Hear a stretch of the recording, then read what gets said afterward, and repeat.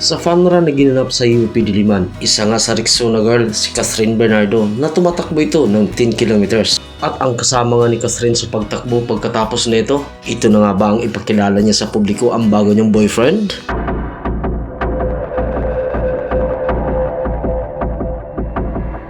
Ang Rexona fun run na ginanap sa UP Diliman, takbong 10 kilometers. Sa pagdating pa lang ni Kath, dahil isa nga ito si Kath, sa Rexona girl, mas pinagkaguluhan nga ito ng fans kaysa event.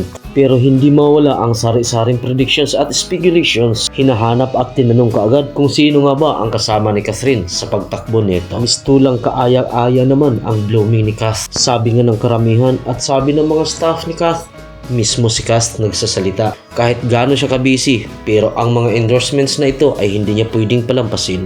Bukod sa matalinghagang ganda ni Catherine Bernardo, at ang ngiti naman talaga nito ay talagang sabi nila, talagang nakaka-move on na si Kath. At sino nga ba ang nagpapangiti ni Kath? Sino nga bang muli ang nagpapatibok ng puso ni Catherine Bernardo? At sa mga katanungan na hinahambing ng karamihan, mistulang. Isa pa ring malaking palaisipan kung sino nga ba ang nagpapatibok ng puso ni Catherine Bernardo.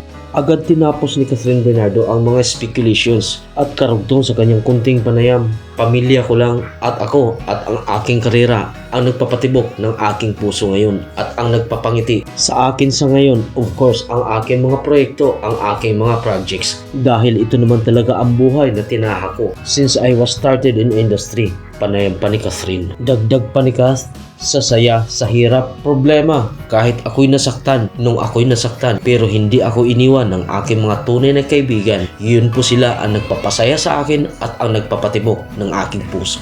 Kaya naman ang pagkalat ng mga rumors at ang pagkalat ng mga speculations na umano may bagong boyfriend si Catherine Bernardo, hanggang walang sinasabi si Kath, wala po tayong sasabihin. At kung ikaw ay may pwedeng pag-uusapan, pwede kang mag-iwan ng komento tungkol sa buhay artista at sa iyong iniidolo.